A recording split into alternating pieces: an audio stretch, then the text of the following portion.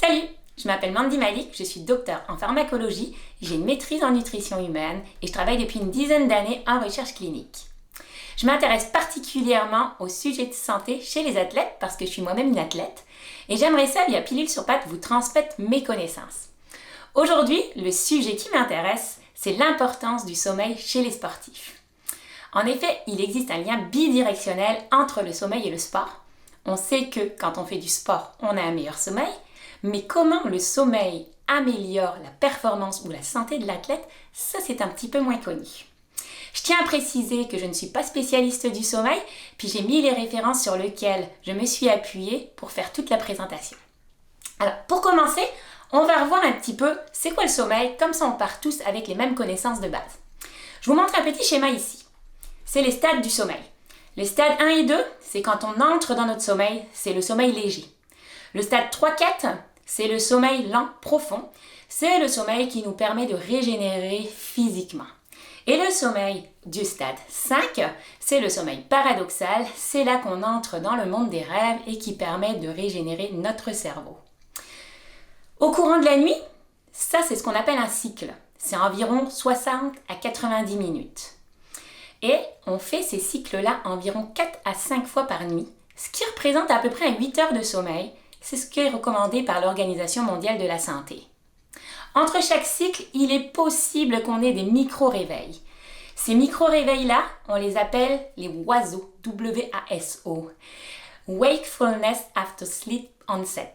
On peut en avoir aussi un petit peu entre les différentes phases, puis c'est un des marqueurs de qualité du sommeil. J'en parlerai pas plus dans cette vidéo. Je vous montre un deuxième schéma ici. C'est le déroulement d'une nuit de sommeil sur un hypnogramme. Donc là, on voit qu'on a 4 cycles qui sont représentés. Puis on voit que dans le premier cycle et le deuxième, il y a plus de sommeil profond. Donc notre corps se repose plus. Puis plus on avance dans la nuit, plus on va avoir de sommeil paradoxal et un petit peu moins de sommeil profond, ce qui est représentatif au rêve et c'est à ce moment-là que notre cerveau se régénère. Donc là, on comprend bien que le sommeil, il peut se mesurer de 2 façons. Il y a la durée du sommeil et la qualité du sommeil, donc c'est la nature des cycles. Les cycles, on s'attend à ce que le sommeil profond et le sommeil paradoxal représentent environ chacun 25% du temps total de notre nuit. Ça veut dire à peu près 1h30 à maximum 2 heures dans la nuit pour le sommeil profond, puis pareil 1h30 à maximum 2 heures pour les grands dormeurs pour le sommeil paradoxal. Et pour le sportif, qu'est-ce qu'il en est? Alors pour le sportif, les stades sont les mêmes, la durée du sommeil, c'est un petit peu différent. Les experts s'attendent à ce que les sportifs dorment environ 9 à 10 heures idéalement. Ce qui est intéressant, c'est qu'il est possible que les phases soient légèrement différentes. Souvent, le sportif va entrer en stade profond plus rapidement, avoir un peu plus de stade profond que de stade paradoxal. Il n'y a pas de quoi s'inquiéter. Il y a un médecin qui s'appelle Rémi Lombard qui disait que ça n'a pas d'impact sur les maladies neurodégénératives et les sportifs n'ont pas forcément plus de trous de mémoire que la population générale. Donc si c'est votre cas, pas de panique. Maintenant voyons pourquoi le sommeil est important. Donc on va y aller par les 2 variables dont je vous parlais, la durée du sommeil et la qualité du sommeil.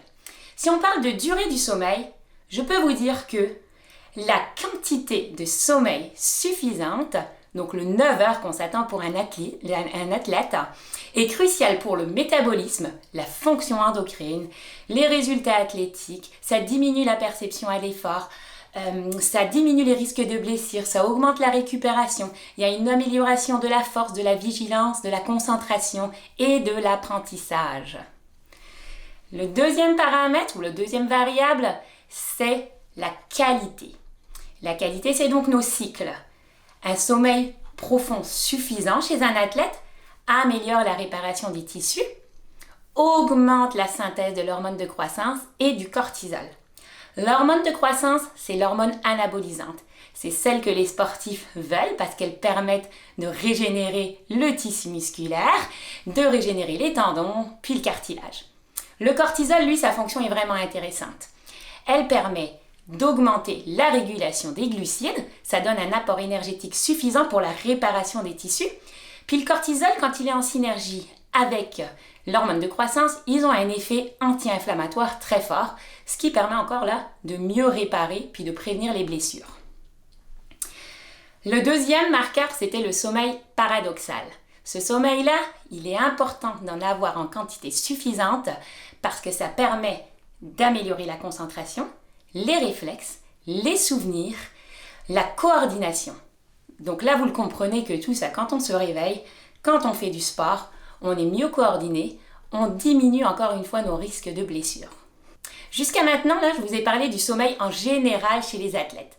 Mais qu'est-ce qu'il en est quand il y a une privation d'une seule nuit de sommeil? C'est-à-dire, par exemple, si on ne dort pas bien avant une compétition. Alors là, je dois venir sur une définition importante. La privation de sommeil, ça ne veut pas forcément dire ne pas dormir du tout. Dans les études, privation de sommeil signifie une réduction significative du temps de sommeil. Souvent, ils vont induire en fait un sommeil de 6 heures et moins chez le sportif, puis ils vont regarder les effets. Là, je vous cite que c'est intéressant. Bien qu'une seule nuit de privation de sommeil soit généralement associée à une baisse de la performance, il existe des variables individuelles qui peuvent modérer cet effet. Par exemple, les athlètes bien entraînés pourraient être moins affectés par une nuit de sommeil en moins. Là, je vous vois venir, là. Tous ceux qui font des ultramarathons ou des sports d'endurance extrême, ils vont dire « Ah, ben c'est génial, je vais m'entraîner à ne pas dormir, comme ça je vais devenir encore meilleur, puis mon corps le sentira moins. » Très mauvaise idée. Miller est un chercheur qui déconseille cette pratique qu'il qualifie de dangereuse. C'est logique, parce que quand on voit que le sommeil pas suffisant diminue la vigilance et augmente le risque de blessure, on s'entend qu'à chaque fois que vous allez faire cette expérience, vous vous mettez à risque. Pour finir, j'aimerais faire un petit état des lieux du sommeil chez le sportif. Donc je vais vous donner quelques statistiques. Plusieurs études rapportent que le sportif a tendance à dormir moins que la population générale. 6h55 contre 7h11. On est vraiment en dessous des recommandations. Un sportif est même en dessous des recommandations de l'Organisation de la santé pour la population générale, imaginez. La qualité du sommeil aussi, elle est perturbée. Ça, c'est mesuré par l'indice de qualité du sommeil de Pittsburgh. C'est un questionnaire d'auto-évaluation que les athlètes font. Et ils reportent eux-mêmes que finalement, leur qualité de sommeil n'est pas bonne. Il y a une augmentation de prévalence de l'insomnie. On sait que les athlètes ou les sportifs qui font du sport de façon sérieuse sont soumis à des pressions souvent personnelles ou une intensité du sport qui donne un stress et qui rend le sommeil difficile ou des fois perturbé. Il y a aussi une augmentation de la prévalence de l'apnée du sommeil, mais là je ne rentre pas dans les détails parce que c'est que pour certains types de sports comme les sports de contact ou pour une physiologie particulières comme les gens qui ont un cou avec une circonférence légèrement plus grosse que la population normale, ils ont tendance à faire de l'apnée du sommeil et donc les nuits sont un petit peu plus mitigées.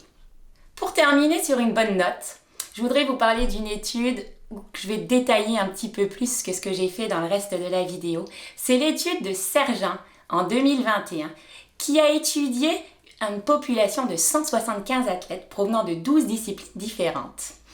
Il voulait regarder un petit peu à quoi ressemblait le sommeil, puis comment les athlètes se mettaient face à ce qu'ils observaient de leur propre sommeil. Alors, je vais vous noter quelques questions qu'ils ont posées aux athlètes. Combien d'heures vous sont nécessaires pour vous sentir pleinement reposé? Les athlètes ont répondu qu'ils estiment qu'ils ont besoin de 8,3 heures de sommeil par jour pour se sentir bien. La deuxième question que les chercheurs ont posée était sur une échelle de 1 à 10. À quel point êtes-vous satisfait de la quantité de sommeil actuelle que vous obtenez? Ils ont noté 6,7 sur 10.